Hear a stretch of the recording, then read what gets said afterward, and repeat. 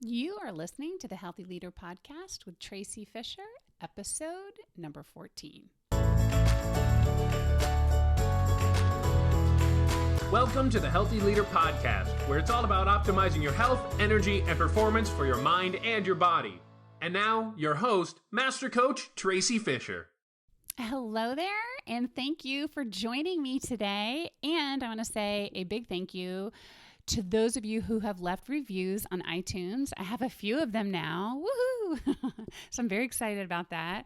We haven't really marketed this podcast or asked for reviews outside of the people who are listening. So if you get a second, I would love it if you could leave a review on iTunes. And it's easy to do if you're on your phone. You just go to the show, the Healthy Leader Podcast, and then scroll all the way to the bottom to leave a review. Or if you want to, you can go right to the show notes, and I provided a link right there and quick little directions on how to do it. So if you could leave a review, I would love it. All right, so today we are talking about the power of the present moment. Now, you are probably already familiar with this concept. You know that there isn't a lot of value in dwelling on the past or worrying about the future. And the idea of being in the present moment is fairly simple. And we know that it has value. When we are in the present moment, that is when we can focus on a task at hand and basically master whatever it is that we are doing. It could be playing an instrument or calculating numbers or listening attentively. So when you are able to focus, you can get in the flow. And we all know what that feels like, to be in the flow of something and to be in the moment and enjoying what is actually going on. And the idea is that if we are present and paying attention to the present moment, to this literal second in time, that's where we find peace and joy and contentment and well-being. Now, the idea is simple. It can certainly feel extremely elusive, especially if we don't want to be in the present moment. If we are thinking, no thanks, this present moment for me right now sucks, and this is true if you are in physical pain or emotional pain. So you might be thinking, okay, listen, this is a great concept and all, but how is it going to help me, especially when I don't want to even be here? So today we are going to talk about how you can actually use this concept of being in the present moment in a way that is meaningful, in a way that will support you right now in this present moment. So before we dive in, I want to encourage you to listen to the last episode if you haven't already. And that episode was on intentional self-awareness. And in that podcast, I review a process that you can use to increase your self-awareness. And that's directly linked to being in the present moment. And I give you a meditation that you can use that will guide you to specific areas for you to be aware of, for you to be present of within yourself.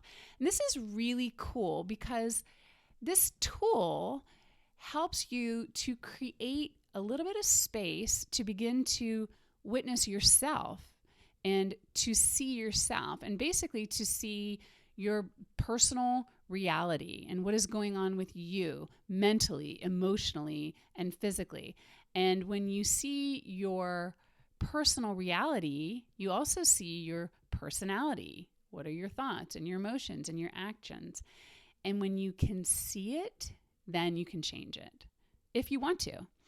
And it's not always an easy thing to do, to see ourselves. It's not easy to see ourselves because we are really wrapped up in what's going on around us or what we are thinking about what's going around us. And being able to step out takes presence, it takes consciousness, and it takes having the ability to have self-awareness and to see yourself in moments and in the present moment. And so you can have self-awareness around past moments, future moments, and then also present moments. And so today we're talking about the present moment. And so if you haven't already, I invite you to go back and listen to the podcast right before this one, Intentional Self-Awareness. So I want to start off by sharing a story with you all. Wow, that is about 25 years old. And it takes place in a small classroom inside of a Unity church where I was studying to become a Unity minister, and we were studying the book, The Power of Now. And in fact, that was the name of the class, The Power of Now. And that is a book by 𝐓𝐡𝐢𝐬. And the minister, Donna, was talking about the value of the present moment and the idea that this is where our joy and our peace comes from when we are in the present moment. And I distinctly remember this woman raising her hand. I can see her now. She's about 5 rows in front of me. And she says, listen, I get this. I understand the spiritual concept. I get it in general, and let me tell you what's going on with me. My husband has cancer. He is in the hospital right now. Our small business is flailing, and my sons are having a really hard time. And she's extremely emotional, of course. So please tell me, Donna, how the power of now and being in the present moment is going to help me at all. And you could feel a little bit of tension in the room, and Donna, in her beautiful way, reflects back to this woman, hears her, and then at the end of seeing her and acknowledging how she was feeling and what was going on for her, asks the simple question, and what is wrong now? And the woman was like, did you hear me? What's wrong is my husband, small business, my children, and she reiterates it. And again, Donna, in her calm presence and just beautiful way of reflecting and being present with somebody, reflects back to her, I understand, and what is wrong right now? And so this kind of conversation went back and forth a couple of times until Donna asked one last time, and what is wrong right now? And the woman responded by saying, well, my nose is running. And Donna said, can somebody get her a tissue?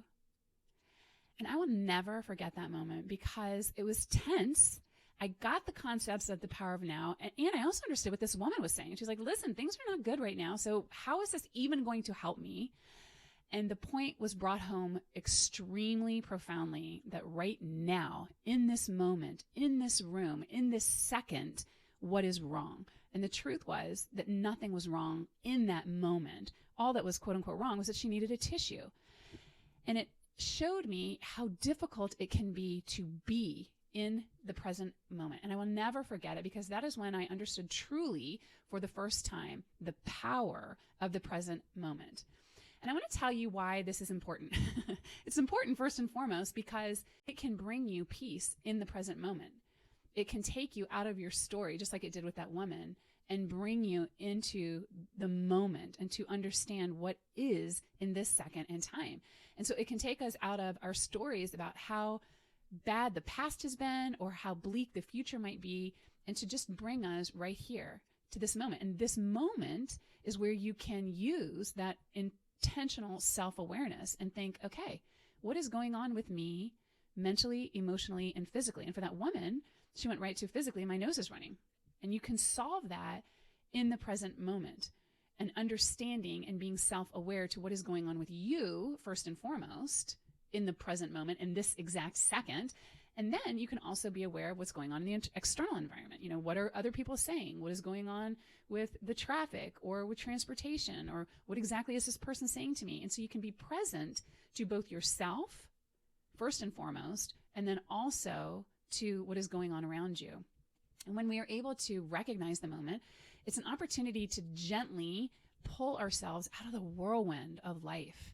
And it allows us to back up a little bit. And being able to do that all by itself, in and of itself, is healthier, right? It detaches us from the momentum of our stories. And so many people tell me that they feel like their lives are out of control, that they don't have time to work out. They don't have time to meditate or to get 6 hours of sleep. And the great thing about this is it doesn't take any more time to be conscious, to be present. It does take mental energy. It does take awareness. It does take practicing shifting your mind and your thoughts, but it doesn't take any more time, right? It doesn't take more time to notice your emotions and to pay attention to them and to be present in the moment. It doesn't take any more time to notice what is going on with you physically. And it doesn't take any more time to notice what is going on and to just be present. And when we create that space, now we are no longer sucked into it. We are noticing it. We have this higher level of awareness, which when we do that, we are literally using a different part of our brain. I remember there was this course that I was taking, and it was called Organize Your Mind. And it was part of a certification for being a wellness coach.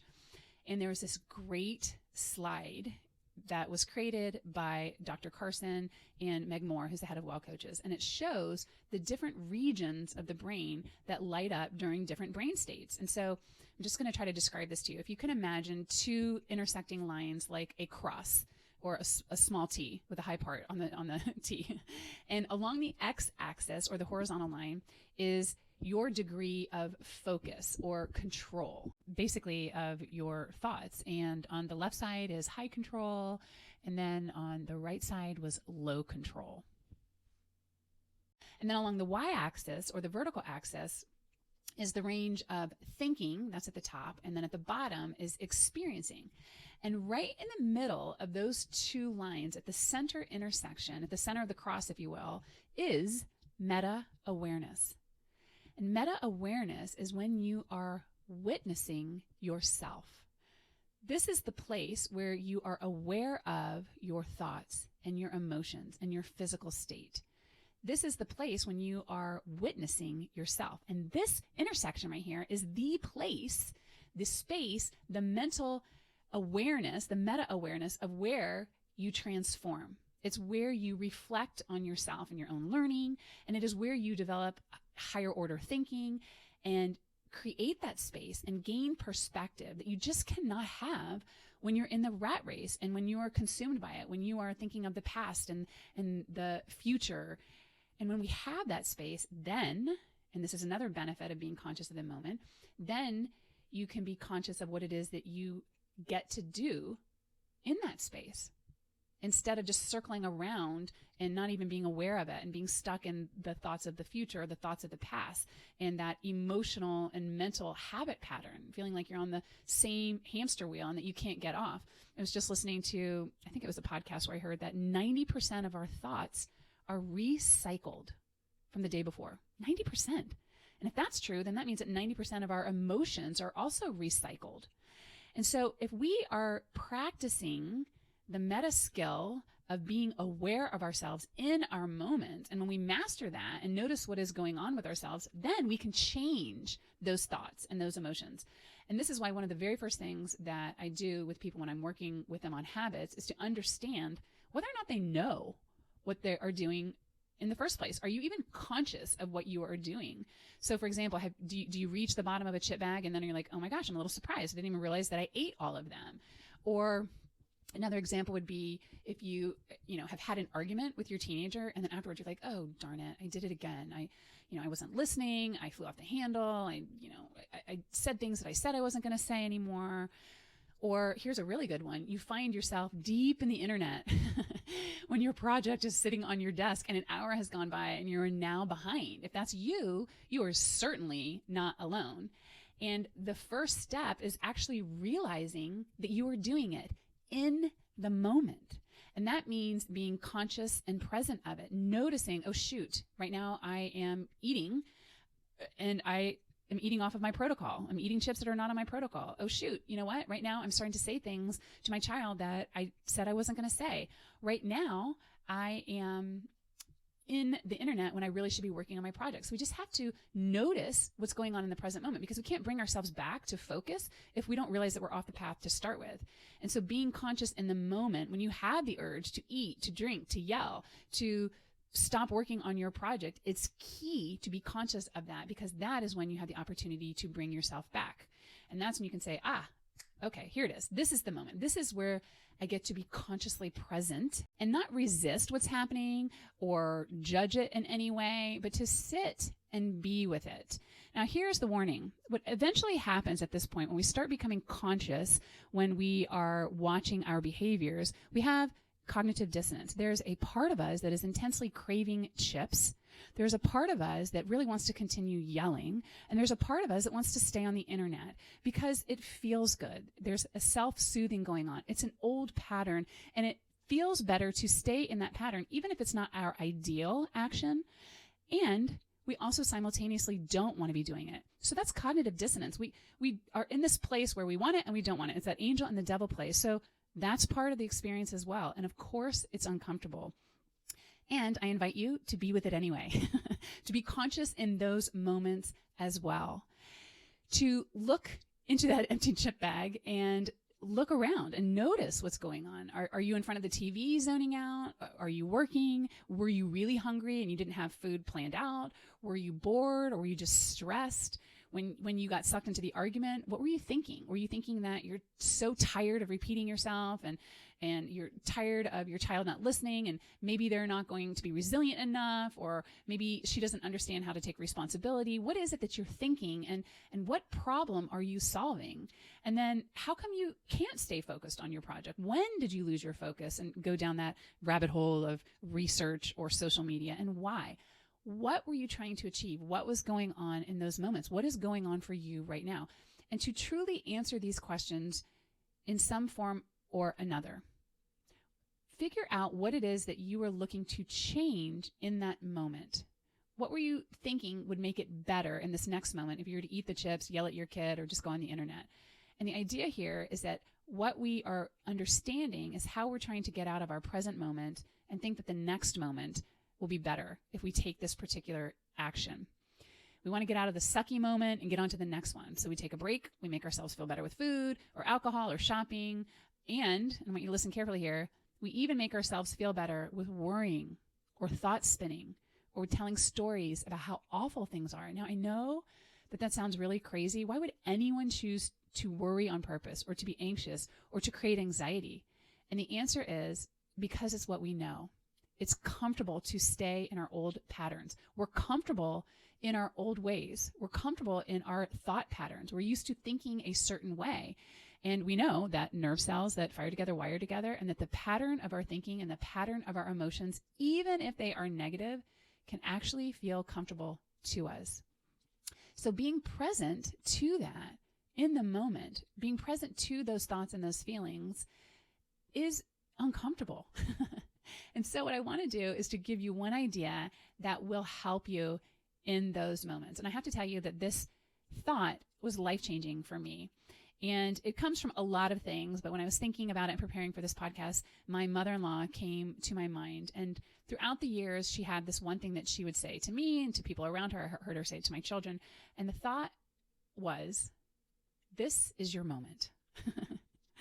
And she would say it to my daughter in reference, to going on stage or to going to a rehearsal, or if somebody was sharing that they were preparing for a test or an audition, she would say, this is your moment. And I actually remember her saying it to me when I started teaching fitness classes and was nervous about it and going off out the door. I think she was watching my kids, and she'd say, this is your moment, right? And the idea is that this is your opportunity to show the world what is within you. And I love that idea. And I've expanded it over the years. I've expanded it to not only include those special moments, if you will, those big moments, but all moments. This moment right now, as you are listening to my voice, this is your moment. This moment when you are listening to my voice, when you are thinking about what you're going to make for dinner, when you are thinking about what you're going to say at that meeting, this is the moment. This moment right now, when you weigh more than you want to, this moment when you haven't landed the promotion, this moment when you don't have the dollars in your bank account that you want, or that project isn't finished, or the relationship isn't the way that you want, or the circumstances aren't the way that you want, this exact moment as things are, this is truly the only moment that you really do have. And 𝐓𝐡𝐢𝐬 Tolle says that your entire life is made up of present moments, that there is no past and that there is no future. And I want you to really think about that. The past and the future really only exist as concepts or constructs in your mind. You cannot go back to the past. You cannot relive what happened. You can only think about it in this moment. You can't fast forward to your future. You can only think about it in this moment, in this second right now. And this moment is all that we get. And what this moment means is completely 100% dependent on you and what you think about it and how present you are to it. Your future moments are not going to be better than this one. I'm going to say that again. Your future moments are not going to be better than this one. Even if you have a broken leg right now, or you're suffering from COVID, or dealing with a certain challenge right now, the future isn't going to be better than this moment when things change. And I know that that can sound extremely mind-bendy, but here's why. Because your future moments are created by your thoughts, not by your external circumstances. Your capacity for joy and peace and fulfillment has nothing to do with your external circumstances. Your joy and your happiness has to do with the stories that you tell yourself about those circumstances right now in this present moment. And if all the thoughts and all the stories are available to you in this moment, which they absolutely are, then they're also going to be available to you in the next moment. You're not going to have any more capacity for joy in the next moment than you do in this moment. Now, you might be thinking, no, Tracy, I know that I'm happy when I have more money in the bank account and I'm less stressed and I feel better. But the truth is you aren't happier because of the money in your account. You're happier because of your thoughts about that money. Your reasoning might be that you're safer or that you're more secure or that you don't have to stress anymore. But I want you to think about that reasoning. When you go to that future moment, when you are actually there, it isn't the money in your account that actually makes you feel better. It's what you think about that money. It's you thinking that you're safer or that you are more secure. And so then you create your emotions in that moment. And your ability and capacity to do that in the future is no different than your ability and your capacity to do it in the present moment. Now, I'll share with you that I was just reading an article by a psychologist who works with the ultra rich, as in mega billionaires who have more money than they could ever spend in their entire lifetime. And the psychologist works with them and was saying how many of them have this new level of stress because of the money, right? Most of us would think that they wouldn't be worried at all. They've got no worries in the world, but they are worried. They're anxious and depressed and stressed about their relationships and whether or not the relationships are authentic and whether people are being kind and nice to them for altruistic reasons or because they're really trying to get their money, or they're worried about losing the money and spend every waking hour thinking about the money and what they would do if they lost the money. Or some of them weren't sure of their purpose in life anymore. So you can see that the money itself, having the money or not having the money, is not the issue. It's what we think about the money. And no matter what the dollars are in the bank account, we all have the capacity to think the thoughts that we choose. And we have the capacity to create joy and happiness in every moment if we are aware of it. And this is true also for people who achieve fame or success, or who reach their weight loss goal, or finally find the perfect mate, or who found their dream home. The moment you achieve your ultimate goal, you have this capacity for joy and fulfillment that is no greater than the capacity that you have right now in this moment.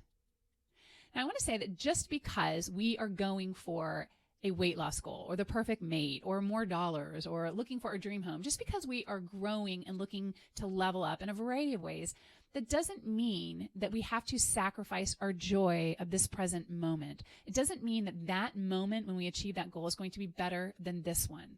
And I have to tell you that this is pretty much a mind-blowing concept and one that I am still practicing. I found myself thinking earlier today, actually, when this project is done, then I'll be able to, take a break and I'll be able to settle down and feel better in the future.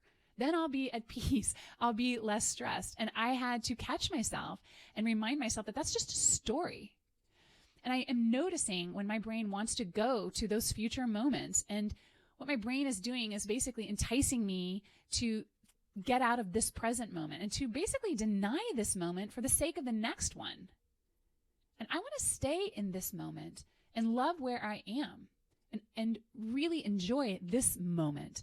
And I know that as I practice doing that, and when I'm really consistent with being present in the moment and recognizing that this moment has all of the joy and all of the fulfillment and happiness available in it, then that is me living my best life. I love that. And there's really nothing more exciting and fun and exhilarating than understanding that. I don't know if you can tell, but I'm feeling it right now. And I want for you to feel it too, to feel it in this moment, to know, to truly know that this moment has all the joy and happiness that you can muster available to you in this exact moment, that you can create peace regardless of your weight and your bank account or how your kids are behaving. I'm going to end with this really great quote by James Thurber. And he says, Let us not look back in anger or forward in fear, but around in awareness. I want you to look around. I'm looking around with you, and to be aware that there isn't a moment in the future that's better than this one. We can plan to level up and to grow and to do all sorts of things, and those moments are going to be amazing too when they come. But when we practice being in this one and truly realize that we can be happy here, then guess what? In those future moments, we can do it again and again and again. But just do it right now, in this moment. Be aware of your capacity to create joy and fulfillment and peace and whatever it is that you want in this moment. To be here and to be present with whatever is going on and to notice it and to be with that as well. If it's not joy or fulfillment, to just be present to it and to practice being present to whatever emotion is there for you. And doing that in and of itself allows us to live life to its fullest. The full range of emotions, the full spectrum, the full beauty of just being alive. So this is your moment. I invite you to be in it in your fullest way possible. So thank you guys for being with me in these moments. I know that I love being with you, and I want you to keep creating amazing moments by being in them. So I invite you to do that today as much as you possibly can, and do it right now. Be in your moment, because this is your moment. Hey there, if you are ready to take your well-beingness to the next level, come visit 𝐻Ewellness.Coach, where I've got lots of free resources. And make sure that you type in 𝐻Ewellness.Coach, not .com, and I will see you there.